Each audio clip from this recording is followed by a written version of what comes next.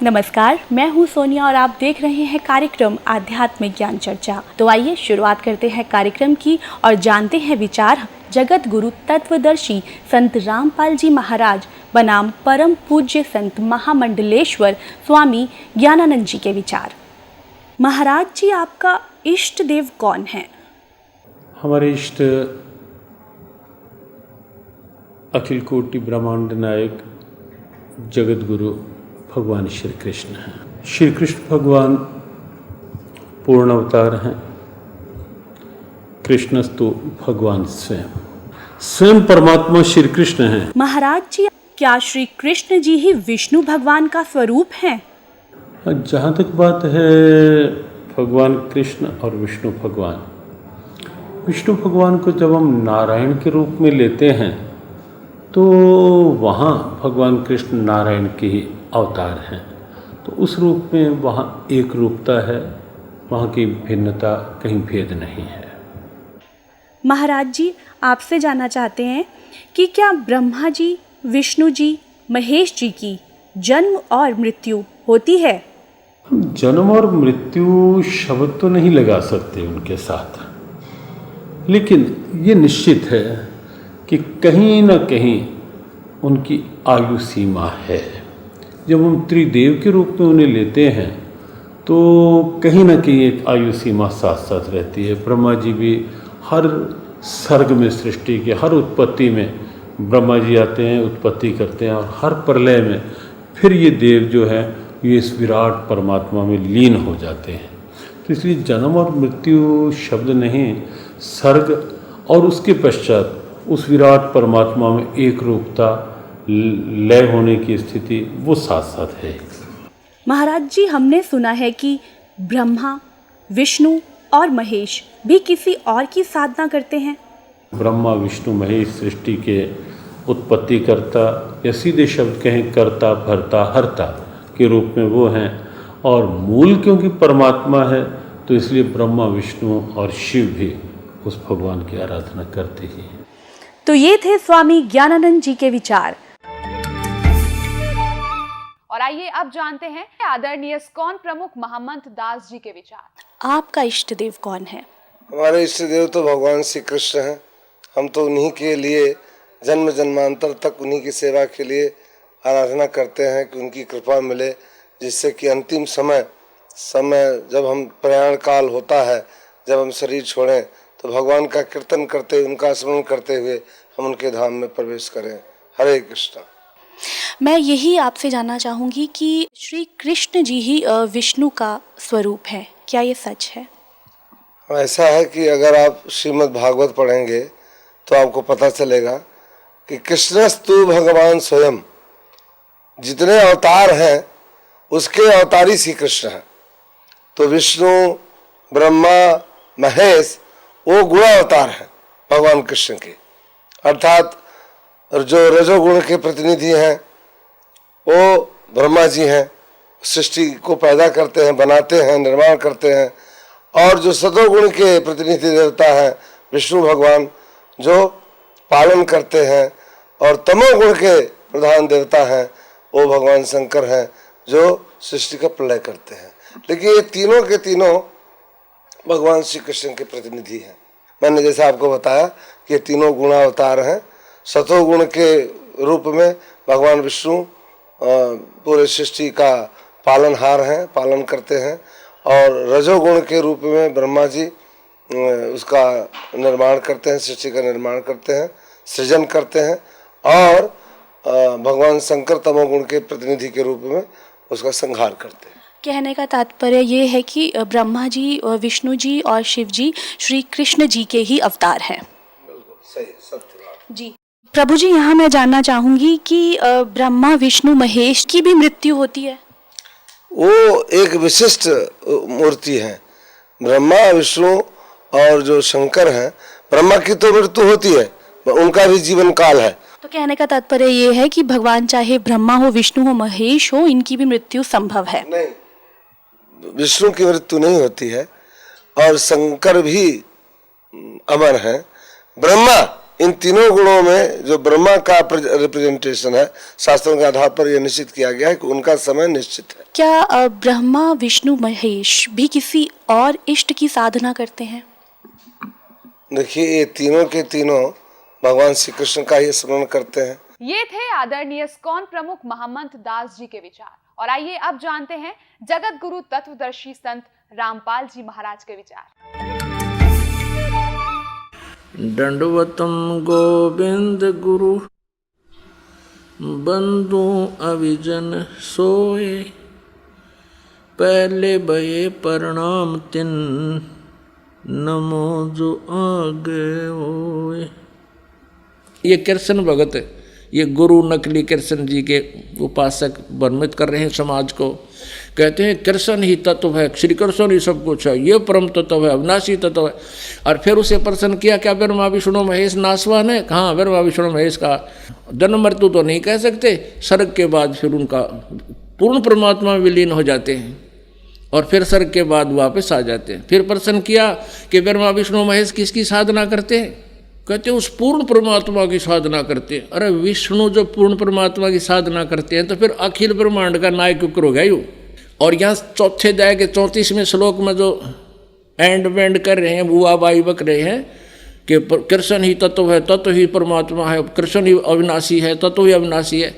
परमात्मा कहते हैं सटदल उआ बाई बकदा, ये उआ बाई बकते, इनको कोई ज्ञान नहीं है, भ्रमित करें, पूरे मानव समाज को बर्बाद करें। परम पिता परमात्मा पूर्ण ब्रह्म, परम अक्षर ब्रह्म, सारी सृष्टि के रचनहार, कुल के मालिक कबीर साहेब कबीर परमेश्वर जी की असीम कृपा से हम प्राणियों को ये तत्व ज्ञान सुनने का सुअवसर प्राप्त हुआ। पुण्यात्माओं, हम एक भयंकर रोग से ग्रस्त हैं। वो रोग है जन्म और मृत्यु का।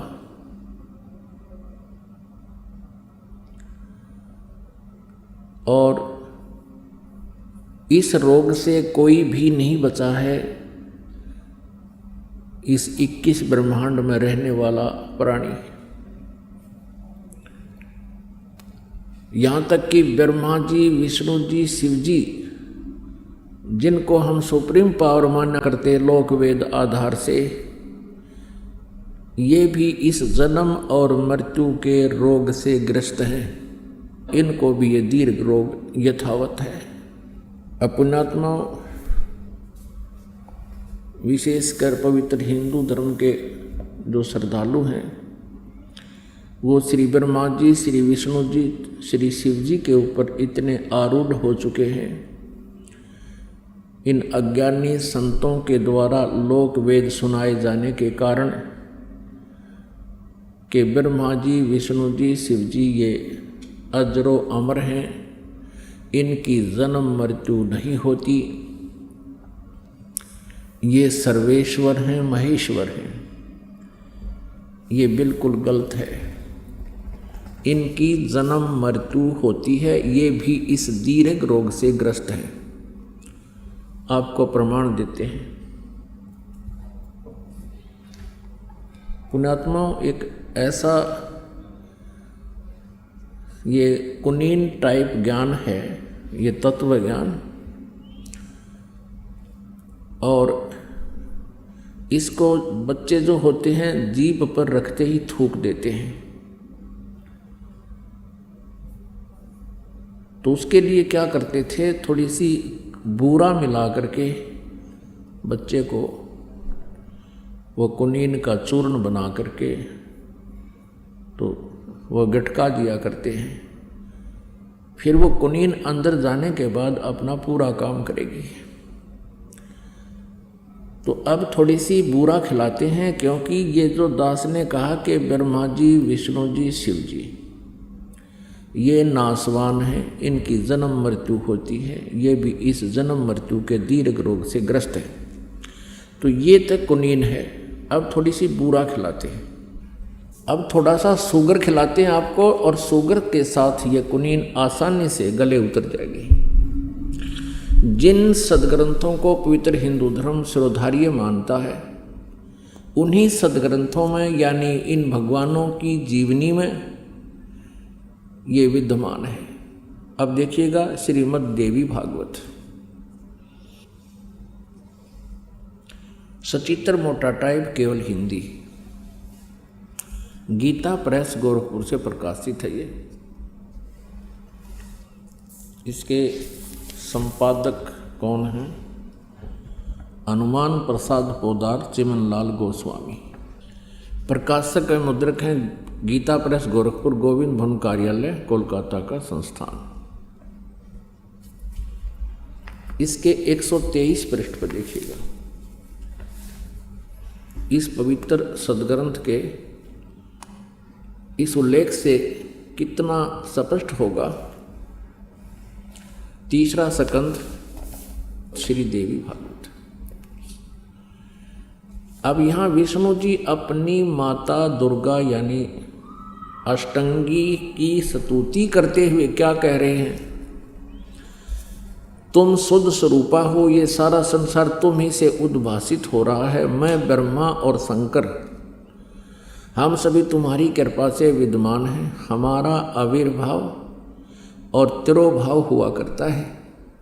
हमारा तो आविर्भाव माने जन्म और तिरोभाव माने मृत्यु हुआ करता है। केवल तुम ही नित्य हो, जगत जननी हो, प्रकृति और सनातनी देवी हो। ये प्रकृति शब्द याद रखना है, दुर्गा को कहते हैं प्रकृति भी। जो श्रीमद् भगवत गीता जी अध्याय नंबर 14 के श्लोक नंबर 3, 4, 5 में ये प्रकृति शब्द वहाँ इस दुर्गा के लिए ही है कि प्रकृति से उत्पन्न तीनों गुण, रजगुण ब्रह्मा, सतगुण विष्णु, तमगुण शिव जी। तो यहाँ स्पष्ट हो गया कि ब्रह्मा, विष्णु और शंकर यानी शिव जी, इनकी जन्म और मृत्यु होती है। भगवान शंकर बोले, देवी यदि महाभाग विष्णु तुम ही से प्रकट हुए हैं तो उनके बाद उत्पन्न होने वाले ब्रह्मा भी तुम्हारे बालक हुए, यानी से सिद्ध है दुर्गा से इनका जन्म हुआ है। फिर मैं तमोगुणी लीला करने वाला शंकर क्या तुम्हारी संतान नहीं हुआ? अर्थात मुझे भी उत्पन्न करने वाली तुम ही हो। शिवे, संपूर्ण संसार की सृष्टि करने में तुम बड़ी चतुर हो। इस संसार की सृष्टि, स्थिति और संहार में तुम्हारे गुण सदा समर्थ हैं। उन्हीं तीनों गुणों से उत्पन्न हम यानी ब्रह्मा, विष्णु एवं शंकर नियमानुसार कार्य में तत्पर रहते हैं। तीनों गुणों रजगुण, सतगुण, तमगुण। रजगुण ब्रह्मा जी, सतगुण विष्णु जी, तमगुण शंकर जी, ये भी सिद्ध हो गया।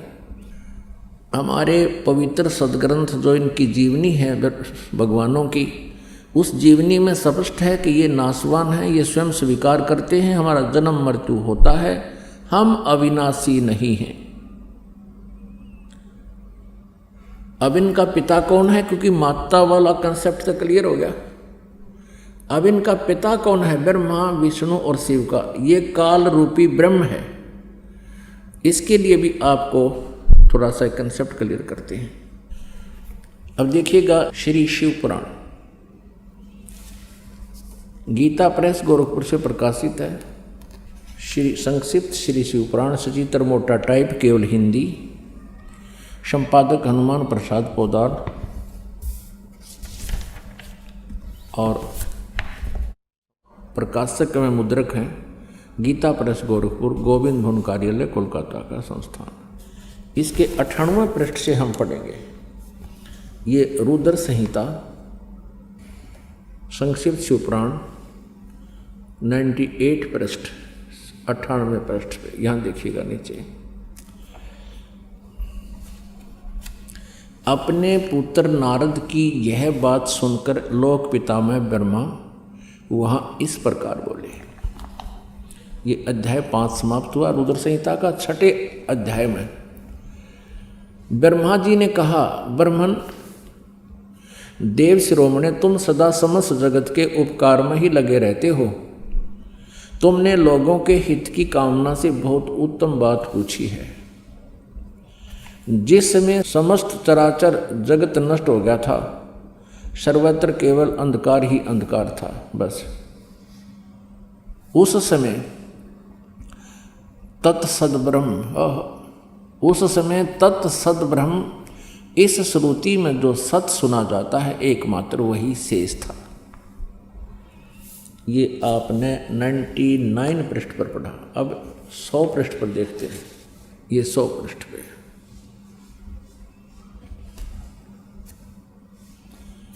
जिस परब्रह्म के विषय में ज्ञान और अज्ञान पूर्ण यानी झूठी साची, ब्रह्मा जी इनके सबसे बड़े वक्ता हैं इस ब्रह्मांड के, और ब्रह्मा जी के कह रहे हैं कि जिस परब्रह्म के विषय में ज्ञान और अज्ञान से पूर्ण उक्तियों द्वारा इस प्रकार विकल्प किए जाते हैं, यानी कुछ सच्चे कुछ झूठे, उसने कुछ काल के बाद द्वितीय की इच्छा प्रकट की। उसके भीतर एक से अनेक होने का संकल्प उदित हुआ। तब उस निराकार परमात्मा ने अपनी लीला शक्ति से अपने लिए मूर्ति की कल्पना की। अब ये काल कहता है मैं अपने वास्तविक रूप में किसी के सामने नहीं आता, अपनी योग माया से छुपा रहता हूँ, ये मेरा अटल घटिया नियम है। तो ये क्या करता है, किसी को ब्रह्मा रूप में, किसी को विष्णु रूप में, किसी को शिव रूप में दर्शन कर देता है। यहाँ देखना, जो मूर्ति रहित परम ब्रह्म है उसकी मूर्ति भगवान सदाशिव हैं। अर्वाचीन और प्राचीन विद्वान उन्हीं को ईश्वर कहते हैं। उस समय एकाकी रहकर स्वेच्छानुसार विहार करने वाले उन सदाशिव ने अपने विग्रह से स्वयं ही एक स्वरूप भूता शक्ति की सृष्टि की, जो उनके अपने श्री अंग से कभी अलग होने वाली नहीं थी। उस पराशक्ति को प्रधान प्रकृति गुणवती माया बुद्धि तत्व की जननी तथा विकार रहित बताया है। अब ये काल के शरीर से निकली थी दुर्गा, उसकी महिमा ये कबीर परमेश्वर से सुनी हुई ब्रह्मा जी बोल रहे हैं, कुछ सच्ची कुछ झूठी, कुछ आप मिलावट करके। फिर भी यथार्थ ज्ञान से हम इसको शुद्ध कर लेंगे कबीर परमेश्वर की वाणी से। वह शक्ति अंबिका कही गई है, उसी को प्रकृति, दुर्गा को प्रकृति भी कहते हैं, ये याद रखना। सर्वेश्वरी त्रिदेव जननी, तीनों देवता ब्रह्मा जी, विष्णु जी, शिव जी की माता, उत्पन्न करने वाली जननी, नेता और मूल कारण भी कहते हैं। सदाशिव द्वारा प्रकट की गई उस शक्ति के 8 भुजाएं, ये क्लियर हो गया। ये अष्टंगी, ये दुर्गा है, और ब्रह्मा विष्णु महेश तीनों देवताओं की जननी है। आगे देखो, नाना प्रकार के आभूषण उसके श्री अंग की शोभा बढ़ाते हैं। वह देवी नाना प्रकार की गतियों से संपन्न है और अनेक प्रकार के अस्त्र शस्त्र धारण करती है। इति सिद्धम के काल के शरीर से ये दुर्गा निकली। अच्छा, एकाएकनी होकर भी वह माया संयोग वसात अनेक हो जाती है। और वे जो सदाशिव हैं, ये काल रूपी ब्रह्म सदाशिव ब्रह्मा विष्णु महेश से जो अलग है, उन्हें परम पुरुष ईश्वर शिव शंभु और महेश्वर कहते हैं। ये ब्रह्मा जी की सोच है, ब्रह्मा जी का ज्ञान है, ये ध्यान रखना। अब 101 पृष्ठ पे है, यहां देखना। अब ये प्रकरण चल रहा है इस काल रूपी ब्रह्म का। वे जो सदाशिव हैं उन्हें परम पुरुष ईश्वर शिव शंभु और महेश्वर कहते हैं। वे 101 पृष्ठ पर आ गया। वे अपने सारे अंगों में भस्म रमाए रहते हैं। उन काल रूपी ब्रह्म ने काल रूपी ब्रह्म कहो, शरपुरुष कहो, इसको ब्रह्म कहो, ये सदा शिव यानी शिव रूप में प्रकट होकर के ब्रह्मा विष्णु महेश की ये उत्पत्ति की जानकारी यहाँ पर हो रही है। उन काल रूपी ब्रह्म ने, यानी इस जो गीता ज्ञान देता है, ये काल रूपी ब्रह्म ही है। श्री कृष्ण जी में प्रवेश करके बोल रहा है। उन काल रूपी ब्रह्म ने एक ही समय शक्ति के साथ, नाथ नहीं है, शक्ति के साथ शिवलोक नामक अक्षेत्र का निर्माण किया था। उस उत्तम अक्षेत्र को काशी कहते हैं। वे प्रियतम रूप शक्ति और शिव, प्रियतम पति पत्नी रूप में शिव शक्ति और शिव दुर्गा और ये काल रूपी ब्रह्म जो परमानंद स्वरूप है उस मनोरम क्षेत्र में नित्य निवास करते हैं। आगे देखो, देव से एक समय उस आनंद वन में रमण करते हुए शिवा और शिव के मन में, दुर्गा और काल के मन में, इस काल रूपी ब्रह्म के मन में यह इच्छा प्रगट हुई। यहाँ शिवा इसलिए करेंगे पार्वती रूप बना कर रखता अपनी पत्नी को, जब यह स्वयं शिव रूप में होता है। शिवा और शिव के मन में यह इच्छा हुई कि किसी दूसरे पुरुष की सृष्टि करनी चाहिए, यानी कोई बच्चा उत्पन्न करना चाहिए जिस पर यह सृष्टि संचालन का महान भार रखकर हम दोनों केवल काशी में रहकर स्वेच्छा अनुसार विचरें और निर्वाण धारण करें। ऐसा विचार निश्चय करके शक्ति सहित सर्वव्यापी परमेश्वर शिव ने अपने वाम भाग के 10वें अंग पर अमृत मल दिया। फिर तो वहाँ से एक पुरुष प्रकट हुआ। पुण्यात्माओं, अब यहाँ ये स्पष्ट कर दिया है कि उन्होंने पति पत्नी व्यवहार किया, वहाँ से एक पुरुष यानी एक पुत्र उत्पन्न हुआ। यहाँ देखना, ये 102 पृष्ठ पर हम पढ़ेंगे।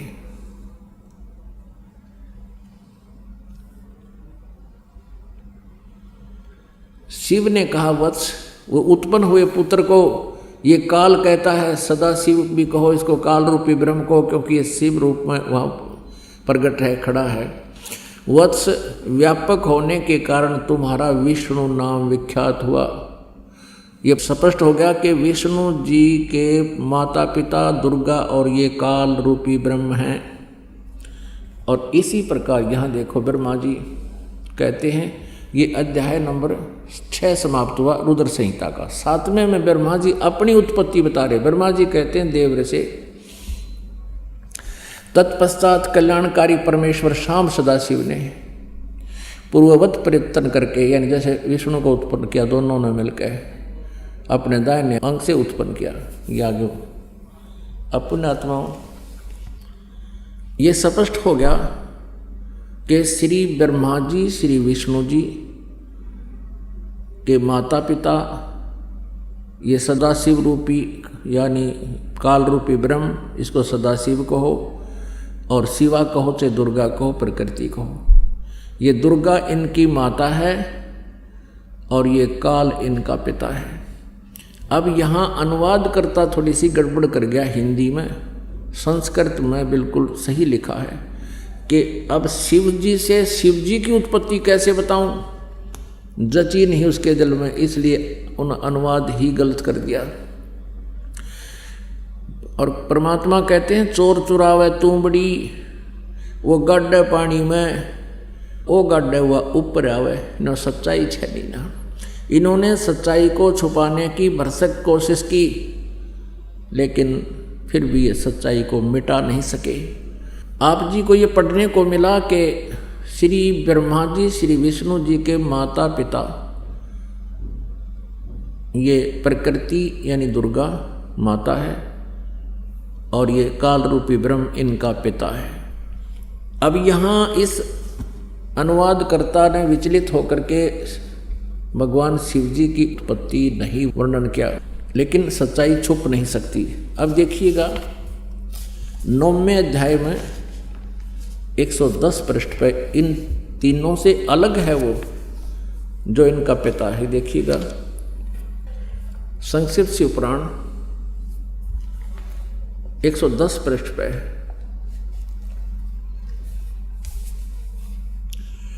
ये 9वां अध्याय है रुद्र संहिता का। ये रुद्र संहिता ही चल रही है, ये 9वां अध्याय है। इस प्रकार ब्रह्मा विष्णु तथा रुद्र इन 3 देवताओं में गुण हैं, परंतु शिव गुणातीत माने गए हैं। इन 3 देवताओं में गुण है परंतु शिव गुणातीत माने गए। ये काल रूपी ब्रह्म है, इसको ब्रह्म कहो चाहे काल रूपी ब्रह्म कहो चाहे सरपुरुष कहो, ये ब्रह्मा विष्णु और शिव का पिता है। अब आपको थोड़ा सा और कंसेप्ट क्लियर करते हैं।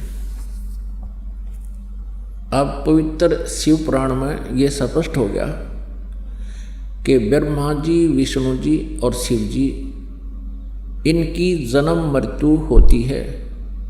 और यही प्रमाण दिया है श्री मद देवी भागवत यानी शक्ति पुराण ने कि ब्रह्मा विष्णु महेश नासवान हैं, दुर्गा इनकी माता है। अब ये कंसेप्ट के यहाँ ब्रह्मा विष्णु महेश से अलग है एक ब्रह्म जो इनका पिता है, वो देखना विष्णु पुराण भी इसका समर्थन करेगी। अब ये देखिएगा श्री विष्णु पुराण जो इसी तथ्य का समर्थन कर रही है, गीता प्रेस गोरखपुर से प्रकाशित है। इसके अनुवादक हैं श्री मुनीलाल गुप्त। इसमें एक और विशेषता है, ये प्रकाशित है गीता प्रेस गोरखपुर से। 102 पृष्ठ पर आपको दिखाते हैं। प्रथम अंश अध्याय नंबर 22 और इसके 102 पृष्ठ पे ये देखिएगा। और 58 नंबर श्लोक में ये संस्कृत भी इसमें साथ है। ब्रह्मा विष्णु शिव ब्रह्म प्रधाना ब्रह्म सकते है। उससे नीचे देवता, उससे नीचे दक्षा। ये यहाँ देखना, इसकी हिंदी यहाँ पर है। हे ब्रह्मन, ब्रह्मा विष्णु और शिव ब्रह्म की प्रधान शक्तियां हैं। स्पष्ट हो गया, ये ब्रह्मा विष्णु और शिव से अलग है, ये ब्रह्म काल रूपी ब्रह्म। अब इतना ही कंसेप्ट हमने यहाँ क्लियर करना था। अब पुण्यात्मा, एक शब्द, एक सेंटेंस, एक वाक्य दास ने कहा था कि श्री ब्रह्मा जी, श्री विष्णु जी, श्री शिव जी, इनकी भी जन्म मृत्यु होती है, इनको भी ये दीर्घ रोग लगा हुआ है। तो ये तो थी कुनीन। अब इतनी सी कुनीन को गले उतारने के लिए ये ढेर सारी शुगर खुआनी पड़ी, क्योंकि शुगर तो आप खा ही रहे हो, इन सदग्रंथों को तो आप पढ़ ही रहे थे और इनको मान भी रहे हो, ये अच्छी हैं, सत्य हैं। तो इस प्रकार ये कुनीन अंदर जाकर आपके इस अज्ञान का भी नाश करेगी। यानी ये तत्व ज्ञान है जो श्री मद् भगवत गीता जी अध्याय नंबर 4 के श्लोक नंबर 34 में कहा कि उस तत्व ज्ञान को, कौन से तत्व ज्ञान को, जो गीता जी अध्याय नंबर 4 के श्लोक नंबर 32 में कहा कि जो सच्चिदानंद घन ब्रह्म की वाणी में, ब्रह्मणे मुखे, संस्कृत में लिखा है कि वो ब्रह्मणे मुखे, ब्रह्मणे माने सच्चिदानंद घन ब्रह्म यानी परम अक्षर ब्रह्म पूर्ण परमात्मा ने अपने मुखारविंद से, अपनी मुख से उच्चारित वाणी में, उस सच्चिदानंद घन ब्रह्म की वाणी में विशेष विस्तार से कहे हैं आध्यात्मिक ज्ञान, आध्यात्मिक यज्ञ की जानकारी दी है। तो चौथे अध्याय के 34वें श्लोक में कहा कि उस तत्व ज्ञान को तू तत्वदर्शी संतों के पास जाकर समझ। उनको दंडवत प्रणाम करने से, विनम्र भाव होकर करके उनसे प्रसन्न करने से वो तत्वदर्शी संत तुझे उस परमात्म तत्व का ज्ञान देंगे जो गीता ज्ञानदाता से अलग कोई परमात्म तत्व है, जिसके विषय में गीता जी अध्याय नंबर 18 के श्लोक नंबर 62 में कहा कि अर्जुन तू सर्वभाव से उस परमेश्वर की शरण में जा, उसकी कृपा से ही तो परम शांति और सनातन परम धाम को प्राप्त होगा, यानी सतलोक चला जाएगा। सतलोक माने सनातन स्थान, सनातन परम धाम जो सदा रहने वाला, कभी नाश में ना आवे, वो सतलोक, हम उसे सतलोक कहते हैं संत लैंग्वेज में। जो अविनाशी स्थान है, सनातन परम धाम कहो, शाश्वतम स्थानम कहो, तो वहाँ चला जाता है। तो ये वो तत्व ज्ञान है जो हमारे अंदर जाकर के अज्ञान का नाश करेगा, फिर अज्ञान नाश होने से हम तत्व ज्ञान ग्रहण करेंगे और तत्व ज्ञान से फिर हमारा यो जन्म और मृत्यु का दीर्घ रोग समाप्त हो जाएगा। श्रीमद् भगवत गीता जी अध्याय नंबर 15 के श्लोक नंबर 1 से लेकर 4 में स्पष्ट किया है। उस तत्वदर्शी संत की पहचान बताई है कि उल्टे लटके हुए संसार रूपी वृक्ष को, जो ऊपर को जड़ है, ऊपर को जड़ तो मूल परमात्मा है, यानी मूल रूपी परमात्मा तत्व परम अक्षर ब्रह्म है, और नीचे को तीनों गुण रजगुण ब्रह्मा जी, सतगुण विष्णु, तमगुण शिव जी रूपी शाखाएं हैं। और जो संत इस पूरे संसार रूपी वृक्ष की जड़ से लेकर और तना, डार, शाखा और पत्तों की जानकारी देता है, बताता है, सभी विभाग, सभी छंद यानी अलग अलग छंद विभाग बताता है, स वेदवित वो तत्वदर्शी संत है। वो वेद के तात्पर्य से परिचित है, उसके जानने वाला है। फिर बताया है कि जब वो तत्वदर्शी संत मिल जावे, उसको तत्व ज्ञान आपको प्राप्त हो जावे। गीता जी अध्याय नंबर 15 के श्लोक 3-4 में कहा कि उसके पश्चात कहा कि उस असंख्य शस्त्रेन यानी तत्व ज्ञान रूपी शस्त्र के द्वारा छितवा माने काट कर इस अज्ञान रूपी उलझे हुए इस गुत्थी को ऐसे तत्व ज्ञान रूपी शस्त्र से काट कर यानी समझ कर उसको सुलझा कर उसके पश्चात उस परमेश्वर के उस परम पद की खोज करनी चाहिए, जहाँ जाने के बाद ये प्राणी फिर लौटकर कभी संसार में नहीं आते। यानी जहाँ जाने के बाद उस पूर्ण परमात्मा की साधना करने से जन्म और मृत्यु का ये दीर्घ रोग सदा के लिए समाप्त हो जाएगा। अब अभी तक तो आप जी ने सुना है कि ब्रह्मा विष्णु महेश ये नासवान हैं।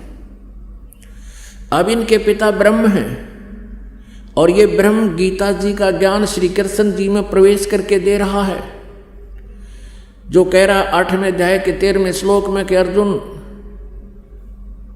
ओम इति एकाक्षरम ब्रह्म व्यवहारन माम अनुसमरन ये प्रयाति तजम देहम स याति परमाम गतिम।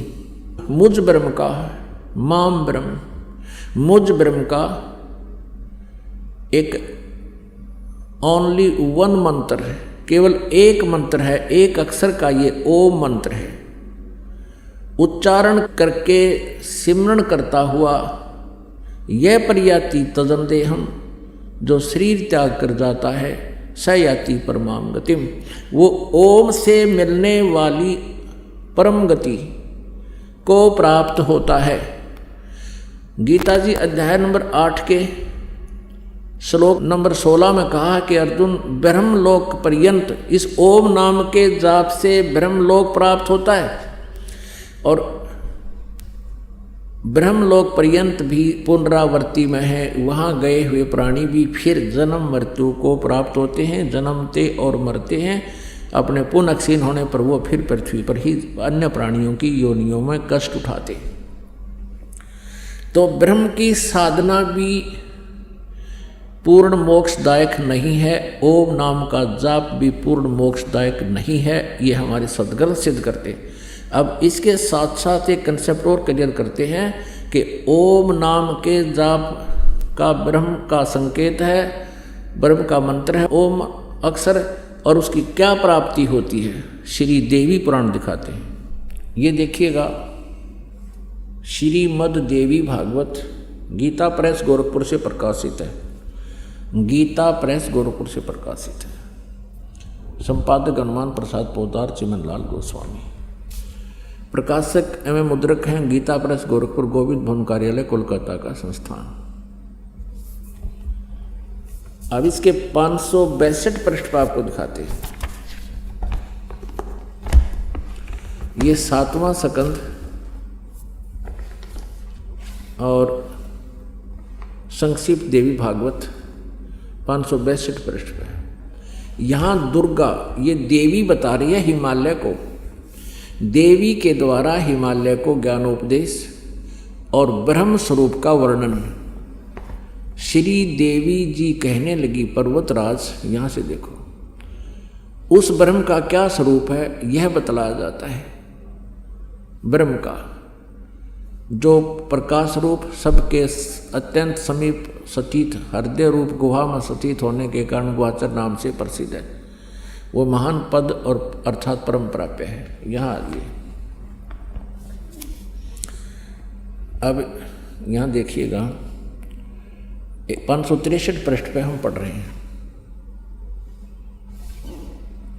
ये 7वां ही स्कंद है। यहाँ आ जाते हैं। अब देवी कह रही है कि एकमात्र परमात्मा को ही जाने।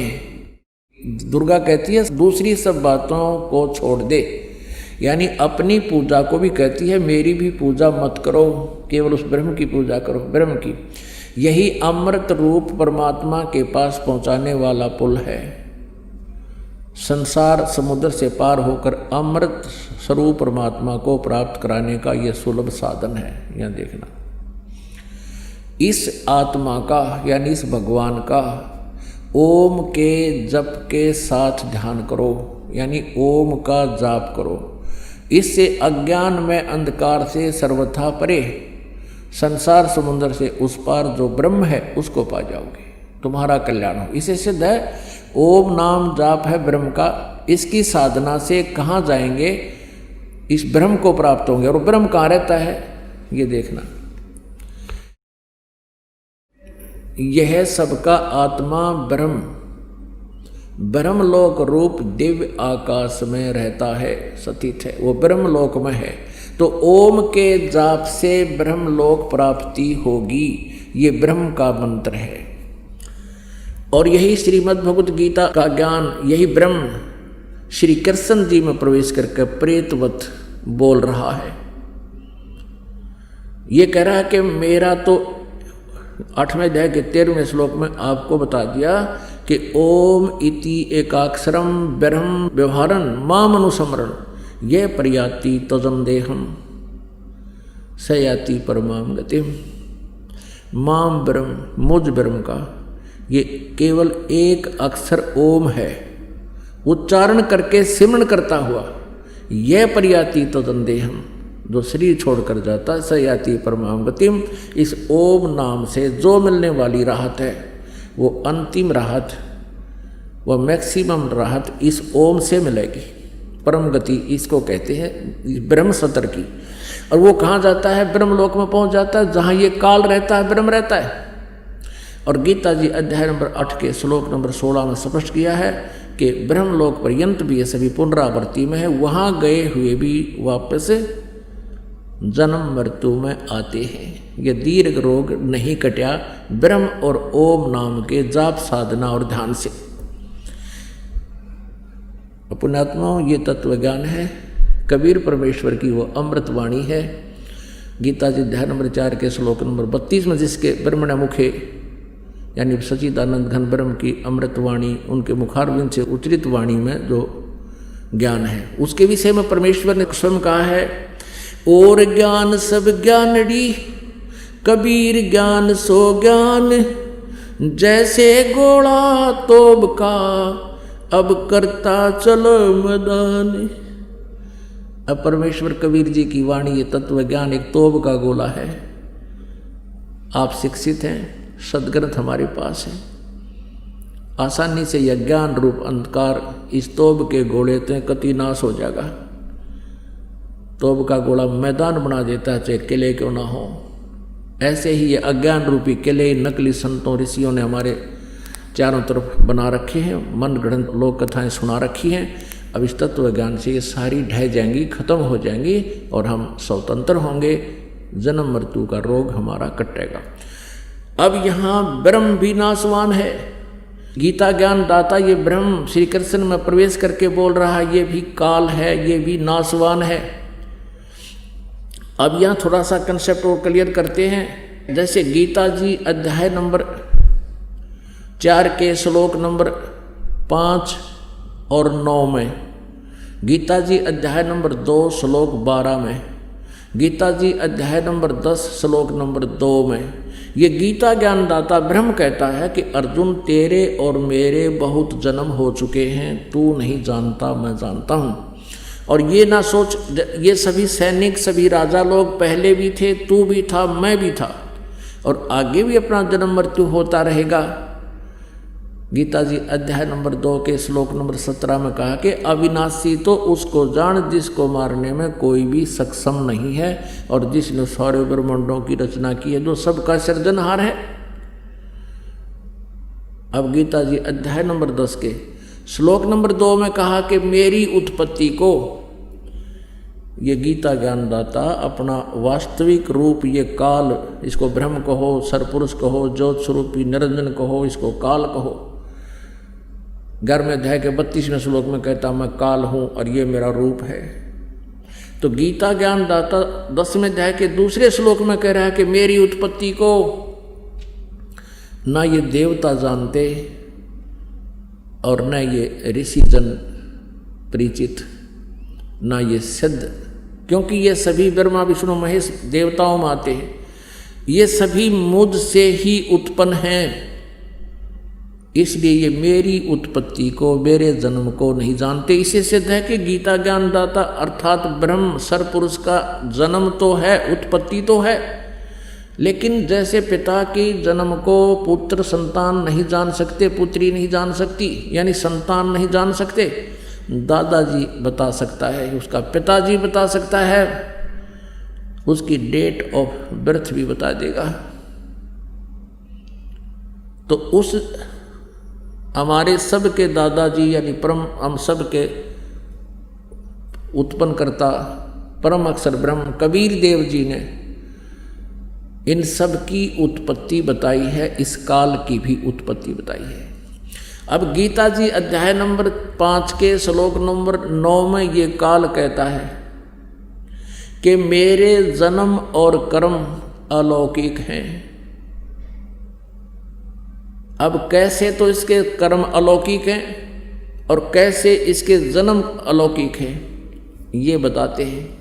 अब आपको दिखाते हैं इसके कर्म अलौकिक कैसे हैं। जैसे श्री कृष्ण जी नहीं चाहते थे महाभारत जी का युद्ध हो, और 3 बार शांति दूत बनकर गए थे, कौरव और पांडवों को समझाया था कि युद्ध मत करो, तुम अपना घाटा बाधा करके प्लस माइनस करके थोड़ा गढ़ा करके अपना बंटवारा कर लो, ये राजपाट यहीं रह जाएगा, युद्ध हो गया तुम सब मारे जाओगे, फिर राज्य कौन करेगा। तो पुण्यात्माओं जैसे तैसे वो फिर भी नहीं माने थे, तो युद्ध का बिगुल बज गया, आमने सामने सेना खड़ी। अब अर्जुन ने सामने देखा कि अपने भाइयों के, जैसे चाचा ताऊ के भाई, चाचा ताऊ के भाई और उनके बच्चे दूर नहीं होते, उनको सीने से लगाए फिरते हैं, एक दूसरे से प्यार करते हैं अपने कुल की संतान से।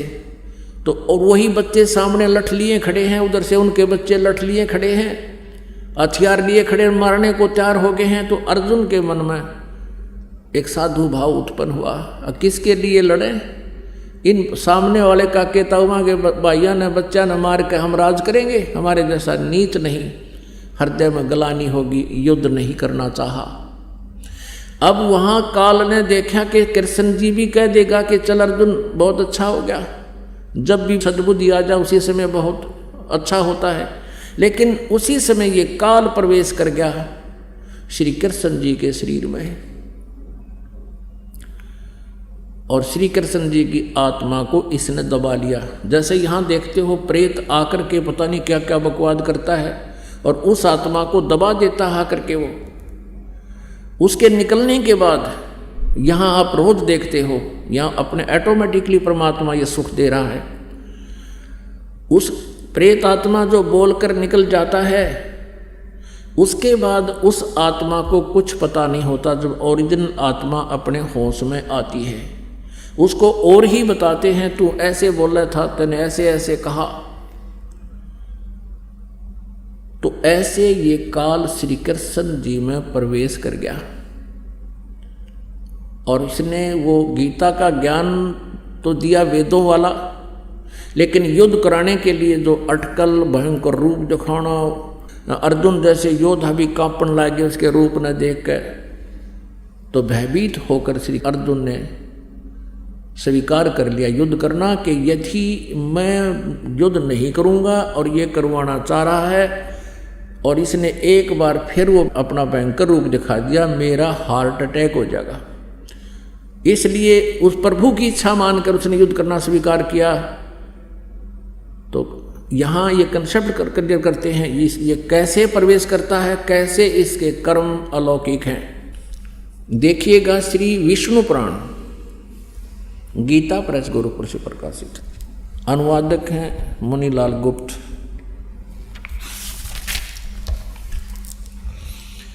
प्रकाशक में मुद्रक हैं गीता प्रेस गोरखपुर, गोविंद भवन कार्यालय कोलकाता का संस्थान। ये देखिएगा चतुर्थ अंश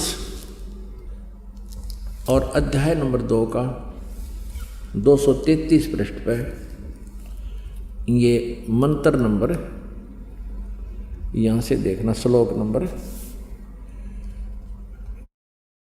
या 22 से लेकर हम यहाँ तक पढ़ेंगे। पूर्व काल में त्रेता युग में एक बार अति भीषण देव असुर संग्राम हुआ। राक्षसों और देवताओं राक्षसों का युद्ध हुआ। उसमें महाबलवान दैत्यगण से पराजित हुए देवताओं ने भगवान विष्णु की आराधना की। अब ये न्यू अपने छल करता है, ये कहता मैं सबके समक्ष अपने वास्तविक रूप में नहीं आऊँगा, छुपा रहता हूँ। ये विष्णु की साधना कर रहे थे, स्तुति कर रहे थे देवता, तो युग काल विष्णु रूप धारण करके आ गया।